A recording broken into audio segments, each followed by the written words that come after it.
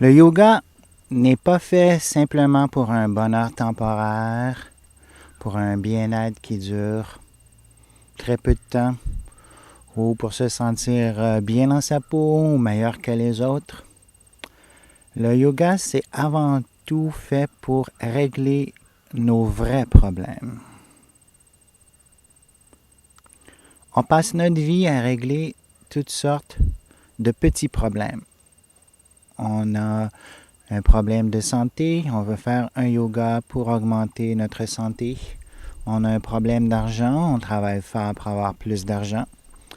On a un problème de ci ou de ça et on travaille pour ce petit problème-là sans faire la réflexion de quel est le plus grand problème. Quel est le problème qui fait que tous ces petits problèmes-là viennent encore et encore. Si on prendrait le temps d'analyser quel est le plus grand problème, on pourrait ensuite en faire de notre vie une solution à ce problème-là. Alors, on vous invite ici à faire un grand effort pour essayer de regarder très clairement à l'intérieur de nous quel est ce plus grand problème. Dans notre société hyper matérialiste, on croit toujours que le plus grand problème, c'est d'avoir plus d'argent. Comment faire pour avoir plus d'argent? Mais est-ce que c'est vraiment là le plus grand problème? Le dicton dit que l'argent n'apporte pas le bonheur. Et on voit dans la vie que ceux qui ont beaucoup d'argent n'ont pas nécessairement beaucoup plus de bonheur. Souvent, ils vont même se suicider par manque de quelque chose d'essentiel dans leur vie. Il y a même plusieurs études qui ont été faites récemment qui montrent que, à part au-delà de la survie, ça veut dire avoir assez d'argent pour survivre, ceux qui ont beaucoup plus d'argent ont loin d'avoir beaucoup plus de bonheur. Alors, on pourrait dire, plus important que l'argent, c'est le bonheur, et notre vrai problème, c'est qu'on n'a pas de bonheur. Et alors là, on tourne en rond parce que on va se demander, oui, mais telle chose me donne du problème. Si je n'ai pas de santé, je n'ai pas de bonheur. Si je n'ai pas de paix, je n'ai pas de bonheur. Si je n'ai pas un minimum de confort, je n'ai pas de bonheur. Si je n'ai pas un minimum d'argent, je n'ai pas de bonheur. Ceci nous fait facilement tourner en rond et le chemin du bonheur demeure toujours aussi difficile à trouver. Ce qui montre que si on n'a pas réglé le problème fondamental, il ne peut pas avoir de bonheur. Dans les traditions spirituelles et religieuses, on essaie de prendre un raccourci en voulant éliminer tout le problème matériel, en éliminant le corps matériel. Si on n'a plus de corps matériel et qu'on est au paradis ou au monde spirituel, il n'y aura plus de problème. La solution n'est pas aussi facile que ce que les religieux vendeurs du temple veulent nous vendre, un paradis facile, parce que selon les principes de sagesse universelle, il faut être pleinement spirituel déjà en ce monde pour vraiment avoir accès au domaine spirituel après ce monde. Ce qui nous amène à la solution universelle, c'est-à-dire d'être pleinement spirituel ici même, en ce monde, non pas plus tard, mais maintenant, et de vivre de sagesse ici et maintenant. Alors la solution est simple, mais l'application est très difficile. Et qu'est-ce qui nous empêche de vivre d'amour et de sagesse ici et maintenant? Voilà la clé du problème.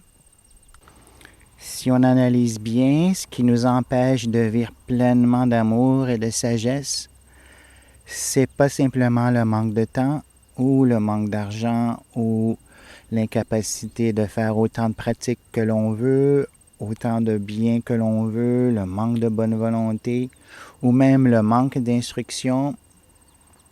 Ce qui empêche le plus, c'est l'égoïsme. L'égoïsme est un grand problème universel, peut-être le plus grand même. C'est facilement un des plus grands obstacles au bonheur. Si on recherche notre plaisir à nous, il nous échappe constamment. Et dans les voies de la sagesse, c'est lorsqu'on ne recherche pas notre plaisir, notre bonheur, qu'il nous vient davantage. Mais par habitude égoïste, c'est très difficile de ne pas rechercher notre joie ou notre bonheur. Il y a suffisamment de richesses pour nourrir et faire vivre toute l'humanité, mais par l'habitude de l'égoïsme, les riches en veulent toujours davantage. Ce n'est jamais assez suffisamment la richesse et l'avarice est une forme d'égoïsme très connue. Mais avant d'aller plus loin sur définir comment l'égoïsme est un grand problème, il faudrait d'abord définir ce qu'est cet égoïsme-là. La définition la plus connue, la plus courante, c'est que l'égoïsme, c'est de vouloir tout rapporter à soi-même, vouloir son gain à soi. Mais il y a plus que ça. Il y a une dimension spirituelle à la définition qu'il faut bien comprendre pour pouvoir justement se libérer de cet égoïsme-là.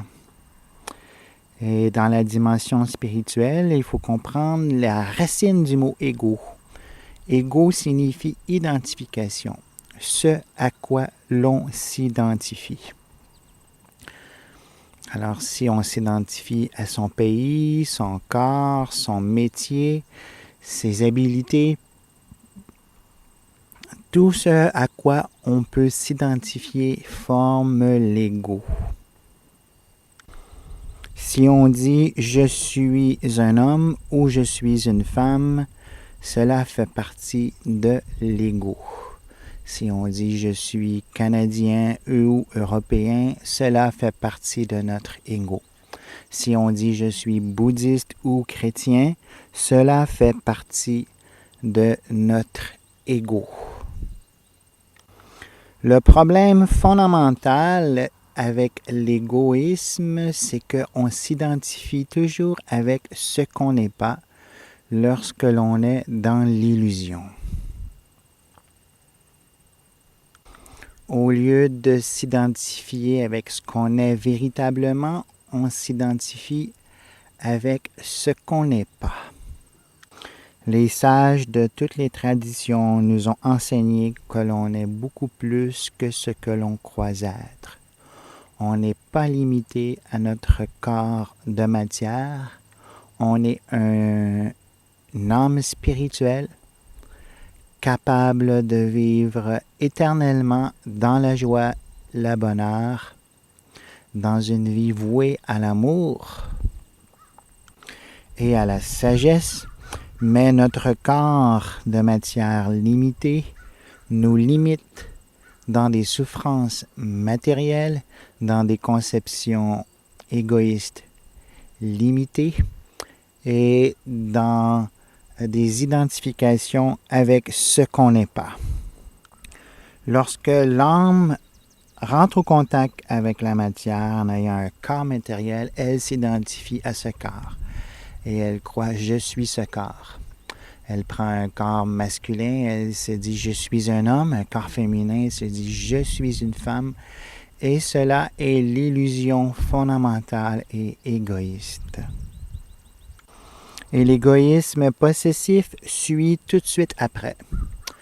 Par exemple, on s'identifie, on dit « je suis un homme, donc j'ai besoin des jouets d'homme ».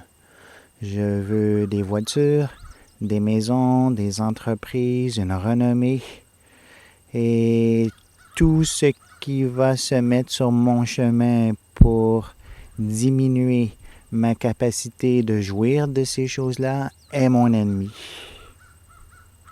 Alors on embarque tout de suite dans une dynamique de possession, dans une dynamique de guerre, dans une dynamique de violence, dans une dynamique de vouloir davantage pour soi. On peut ensuite très facilement s'imaginer et voir même toute la quantité infinie de problèmes qui découlent lorsqu'il y a des millions, les milliards de personnes égoïstes qui veulent avoir tout pour eux-mêmes. Dans ce contexte-là, il n'y a jamais suffisamment d'argent pour chacun, jamais suffisamment de bonheur pour tous, jamais suffisamment de paix pour chaque individu. Il y a des problèmes un après l'autre et en réglant un petit problème, un autre problème apparaît constamment.